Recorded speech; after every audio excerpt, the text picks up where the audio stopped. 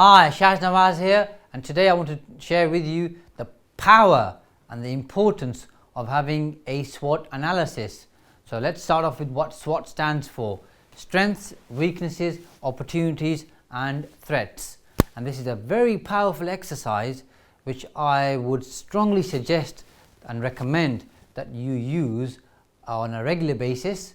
Worst case scenario, do it once every year. If you can, look at it on a quarterly basis, review what you did previously and build on it. It's going to really open your eyes to the opportunities that you have, but also to the weaknesses and the threats that exist in your business and in your sector.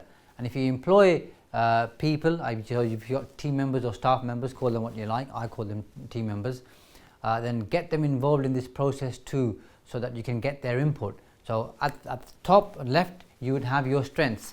So these are the things that you do really well. It could be your knowledge, experience, expertise. It could be your unique selling proposition. It could be your customer base or your client base. It could be the experience of your team members. It could be your online presence. So all the things which you are really good at and probably the best at in your sector should be your strengths, so that you have a good understanding of what you're really good at and what you can build on. Then you would go on towards your weaknesses. These are the things that you either don't do too well, or due to some external factors that these could become weaknesses. So you list them out by talking to your team members, so you have a very clear awareness of them. And of course, once you establish and understand and recognize what those weaknesses are, then you can start addressing them and start doing something about it. Then you look at your opportunities. So these are things going on in your industry and your sector, or it could be external factors in your industry or sector or the world generally, which you could turn into a strength.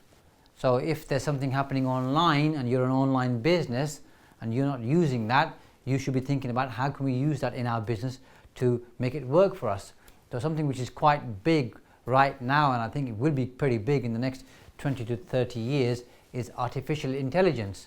So if you're in that type of business, or if you're in a business which may use robots or AI in the future, that would be an opportunity for you. And depending on your budget, you might want to spend some money on learning and understanding more about that. And then finally, you've got your threats. So these are internal and external factors, in fact, that could happen in your business, are all happening in your business, which you need to be aware of. And usually what I find is that the threats could sometimes be things being done by your competitors, or threats in terms of things happening in your industry which you're not aware of.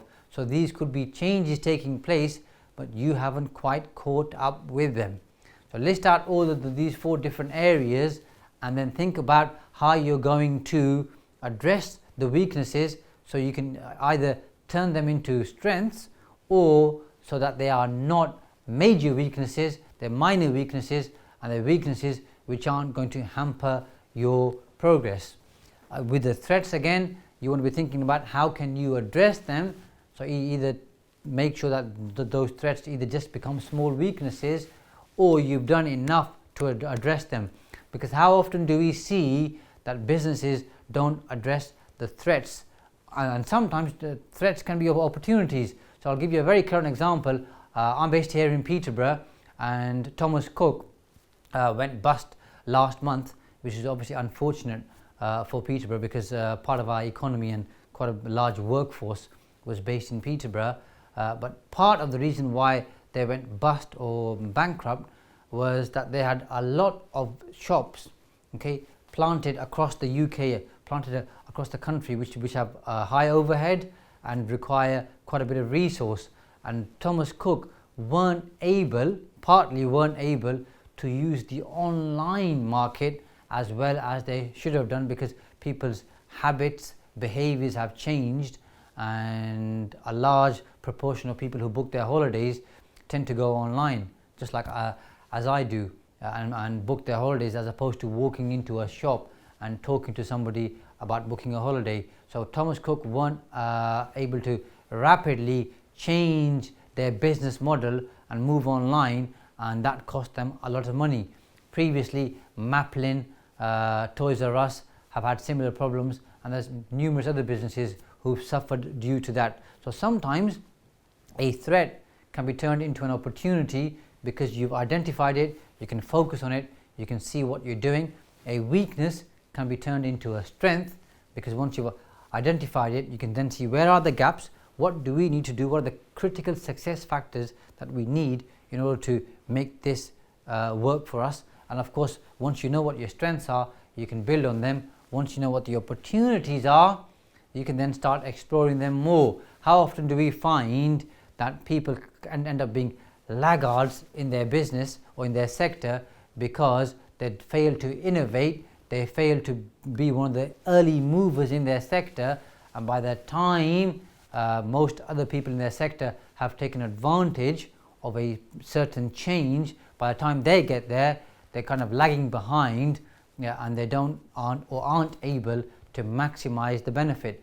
A common example of this would be the internet. Those businesses who moved on to the internet early on, like Amazon for example, look at the business model, look at how big they are. Some of the other businesses who moved on later, and some of the ones that I've mentioned earlier on who weren't able to move as quick, have now gone bust or are facing financial hardship.